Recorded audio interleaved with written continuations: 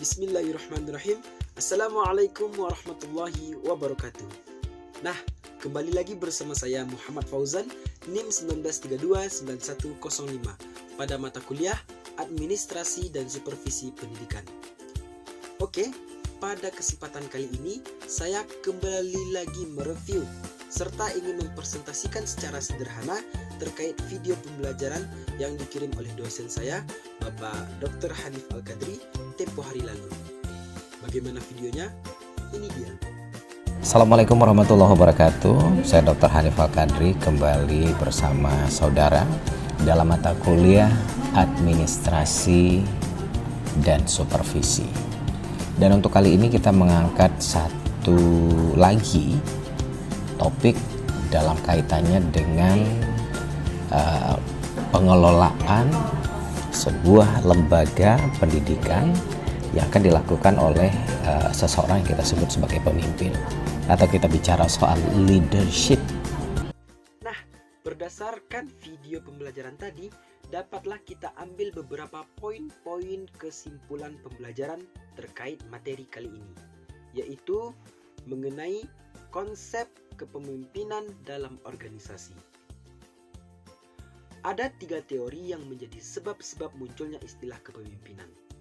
Yang pertama itu ada teori genetis, yaitu teori yang mengindikasikan bahwa yang namanya pemimpin itu muncul karena dilahirkan.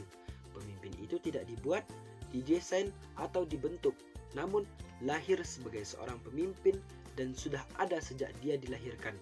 Ketika seseorang lahir, diyakini membawa sifat-sifat kepemimpinan.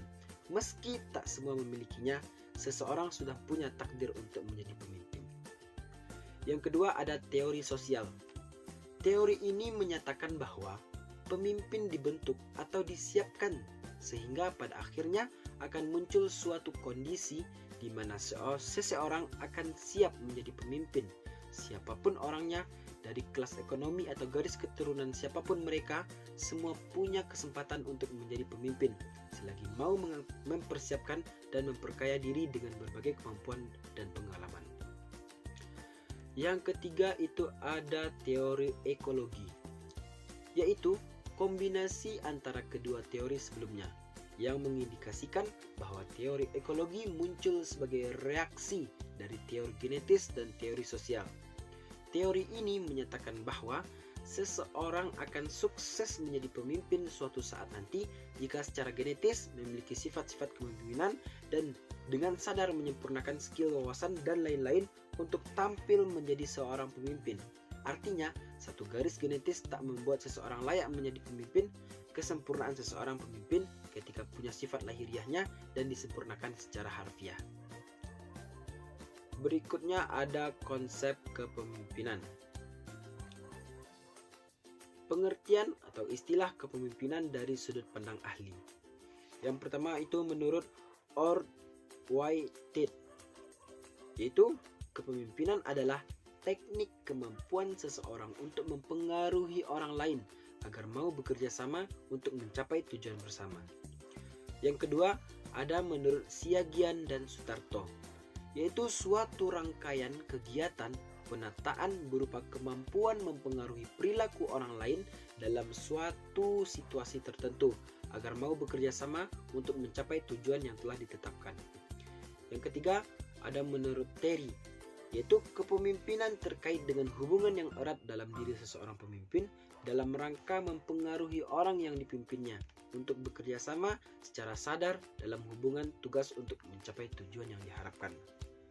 Yang keempat ada menurut Franklin, yaitu kepemimpinan ialah suatu kemampuan atau skill yang membuat orang-orang bertindak sesuai dengan apa yang diinginkan oleh orang yang bersangkutan. Selanjutnya ada syarat-syarat menjadi pemimpin. Dalam konsep umum ada 3 syarat kepemimpinan. Yang pertama itu kekuasaan, ialah legalitas yang memberikan wewenang kepada seseorang pemimpin untuk menggerakkan orang-orang untuk membuat sesuatu dalam rangka penyelesaian tugas. Yang kedua, kewibawaan, kelebihan dan keunggulan untuk mampu memimpin orang-orang untuk patuh atas perintah yang dikatakan pemimpinnya.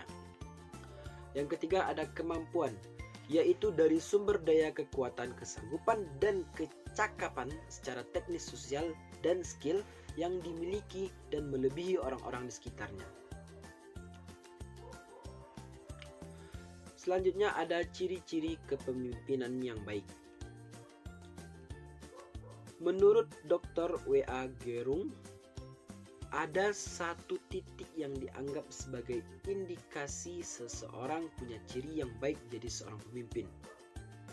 Ada 3 hal dalam ciri utama. Yang pertama, memiliki penglihatan sosial. Maksudnya di sini adalah pemimpin yang baik, yaitu yang mampu melihat dan merasakan berbagai gejala dalam masyarakat dalam konteks hubungan sosial, dan dari itu dapat memunculkan statement hingga akhirnya mengeluarkan kebijakan yang tepat terkait hal-hal tersebut. Yang kedua, kecakapan berpikir atau abstrak.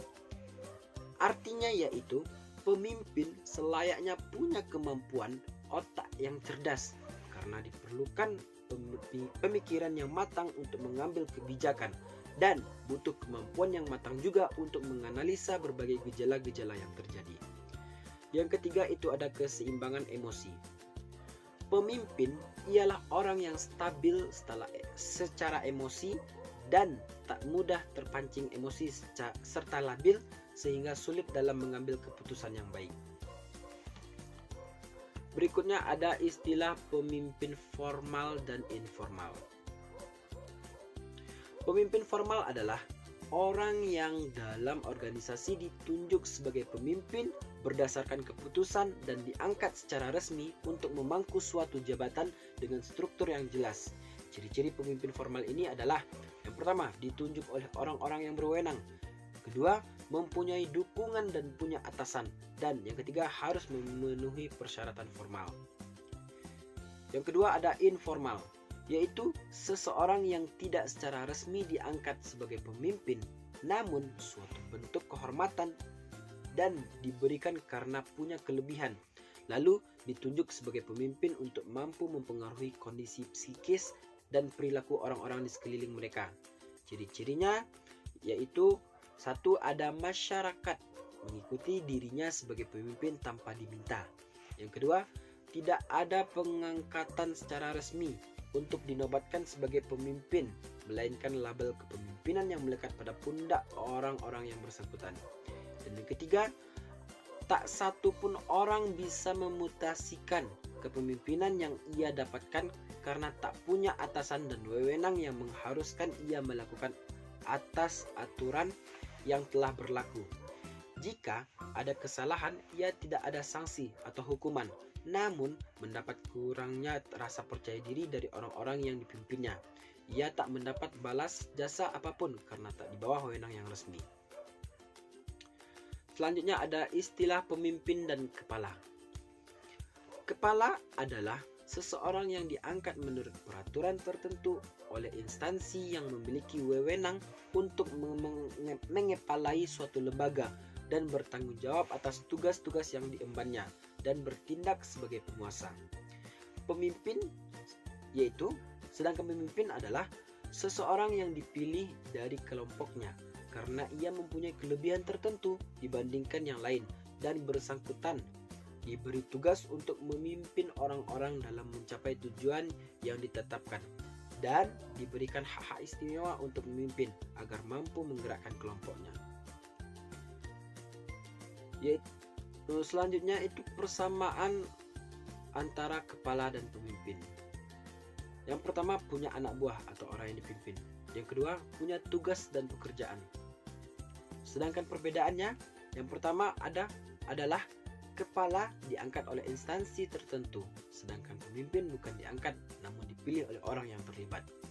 Yang kedua, kepala kekuasaan berasal dari peraturan dan atasan, sedangkan pemimpin kekuasaan berdasarkan menurut aturan dan dilandasi atas kepercayaan orang-orang yang dipimpin. Yang ketiga, kepala bertanggung jawab kepada atasan, sedangkan pemimpin bertanggung jawab terhadap atasan juga bersedia bertanggung jawab kepada bawahan. Selanjutnya ada pendekatan kepemimpinan. Yang pertama ada pendekatan sifat. suatu pemikiran pemimpin itu faktor turun-temurun dan dikembangkan yang namanya skill, karakteristik, teori, dan timbul statement, yaitu pemimpin dapat diciptakan melalui latihan. Sifat yang dimaksud ialah takwa kepada Tuhan, cakap, cerdik, jujur, sehat jasmani, dan lain-lain. Yang kedua ada pendekatan perilaku. Ialah suatu konteks keberhasilan seseorang, yaitu kegagalan dan keberhasilan pemimpin yang dilakukan dengan gaya mereka dalam bertindak, mengambil kebijakan selama proses, yaitu memimpin. Yang ketiga, pendekatan kontingensi. Untuk mengurus suatu organisasi dapat dilakukan dengan cara paralel, tunggal untuk segala situasi dan segala sesuatu yang harus dihadapi dengan perilaku kepemimpinan yang berbeda. Yang keempat itu ada pendekatan terpadu.